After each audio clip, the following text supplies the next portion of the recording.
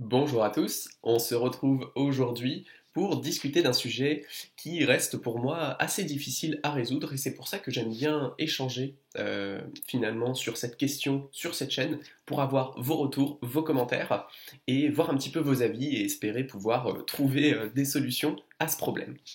Ce problème, c'est ce que j'appelle le paradoxe de l'investisseur écolo. Alors je sais que écolo, c'est un peu passé de mode comme mot et comme terminologie, mais je trouve finalement que ça englobe assez bien l'idée.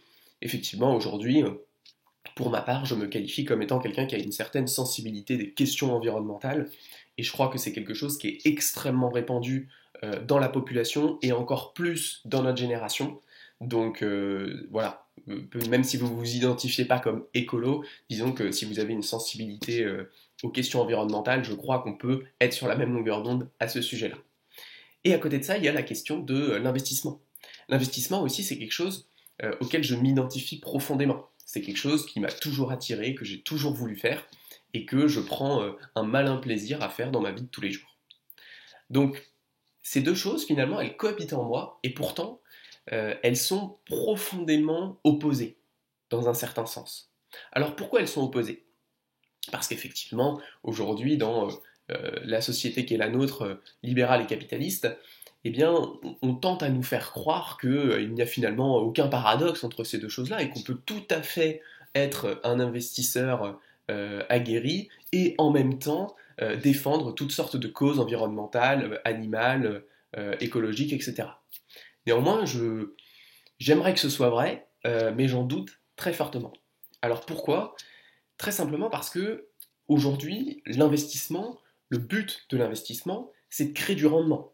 Jusque-là, on est relativement d'accord. Si j'investis, c'est pas pour gagner 1% par an, c'est pour avoir vraiment une capacité à développer mon argent plus rapidement que l'inflation et donc finalement mettre de l'argent de côté aujourd'hui, l'investir pour en avoir plus demain. C'est vraiment ça le but. Si je suis pas capable de développer un rendement qui est supérieur à l'inflation, bah, en réalité j'ai tout intérêt à tout dépenser aujourd'hui dès que j'ai ma paye, parce que de toute manière la valeur de mon argent finalement s'érode et s'use au fur et à mesure du temps. Donc ça, c'est vraiment le postulat de départ, c'est que pour être un investisseur, je dois rechercher un rendement maximum ou au minimum, si ce n'est pas forcément le rendement maximum, un rendement qui est sensiblement supérieur à l'inflation. En général, hein, effectivement, typiquement, quand vous avez une année à 8-7% d'inflation, c'est pas évident de faire mieux que l'inflation, mais en moyenne, c'est le but. Donc ça, c'est le premier postulat de départ. Le rendement, il est intrinsèquement lié à l'investisseur. Ensuite, la question c'est de comprendre comment on fait du rendement. Aujourd'hui, moi je considère que, et c'est une réalité historique, si vous voulez avoir un rendement intéressant, supérieur à l'inflation sur du long terme, il y a concrètement uniquement deux solutions. Il y a l'investissement boursier sur des actions, c'est-à-dire que vous achetez des parts d'entreprise, vous devenez propriétaire d'une partie de l'entreprise, et parce que vous devenez propriétaire d'une partie de l'entreprise, eh bien, vous êtes propriétaire d'une partie du bénéfice de cette entreprise. Donc ça, c'est l'investissement en bourse. Et la deuxième solution qui permet d'avoir un rendement supérieur à l'inflation, c'est l'investissement immobilier. Vous allez voir votre banque, vous lui dites bonjour, je suis employé, je gagne ceci, je gagne cela, j'ai un peu d'argent de côté, prêtez-moi de l'argent, j'achèterai un appartement. Et je le louerai. Donc, les deux solutions marchent globalement très bien. Pour ma part, j'ai une appétence beaucoup plus importante pour la question boursière et financière parce que c'est plus quelque chose qui me parle, qui me plaît, de regarder effectivement d'un point de vue plus technique et moins entre guillemets pratique.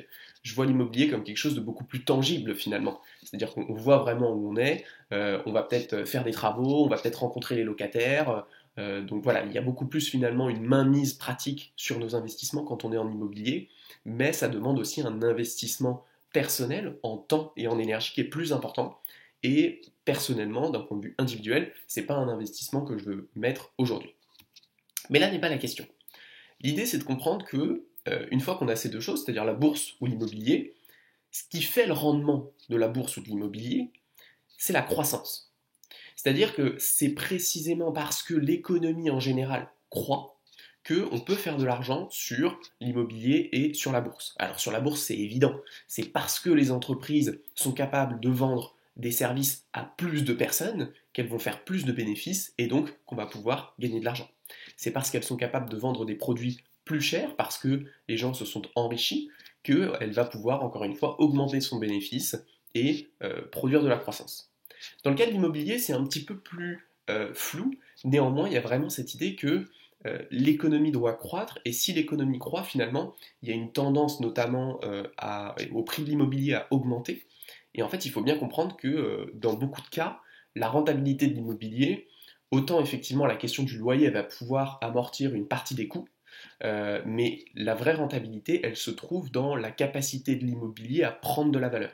Et elle prend de la valeur à mesure que le terrain où vous êtes, c'était peut-être un terrain qui était pas très utilisé, pas très habité, mais parce qu'il y a une certaine croissance, parce qu'il y a un développement économique, il va peut-être y avoir des magasins qui vont s'installer à côté, il va peut-être y avoir une école qui va ouvrir, et tout ça, finalement, ça va enrichir le territoire, et ça va pouvoir faire prendre de la valeur à votre bien immobilier.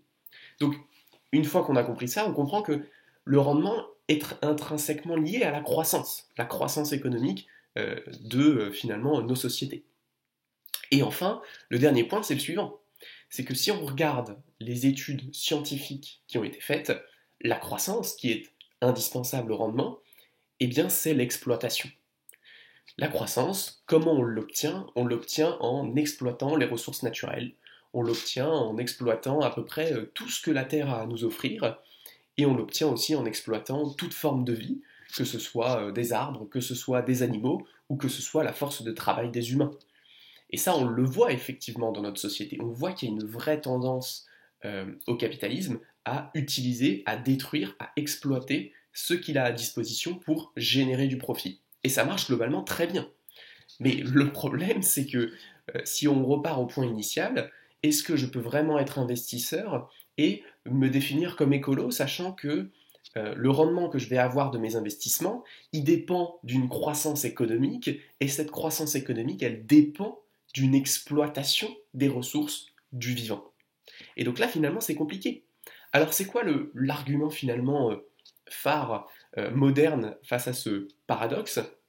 C'est de dire, ah non, mais vous inquiétez pas, il n'y a aucun problème. On peut faire de la croissance sans exploiter.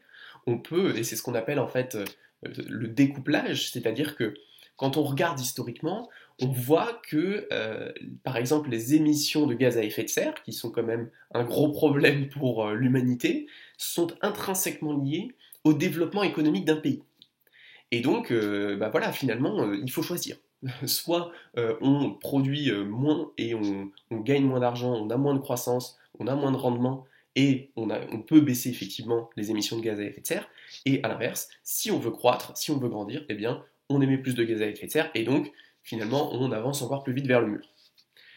Et la théorie du découplage, c'est de dire que ces deux courbes, qui sont intrinsèquement liées, elles peuvent se détacher. C'est-à-dire qu'on pourrait, théoriquement, avoir une croissance importante, continuer de gagner de l'argent, mais sans forcément émettre, par exemple, des gaz à effet de serre.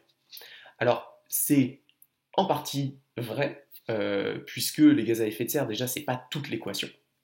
C'est-à-dire que, bah, effectivement, il peut y avoir des activités qui n'émettent pas de gaz à effet de serre, mais qui exploitent par exemple des animaux, qui exploitent des humains, et qui font finalement leur argent sur cette exploitation. C'est pas pour autant que je serais ravi d'y participer.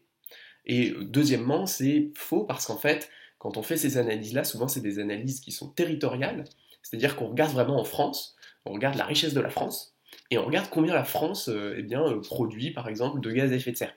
Mais en fait, c'est trompeur parce que on a délocalisé une grande partie de l'industrie qui était émettrice de ces gaz à effet de serre.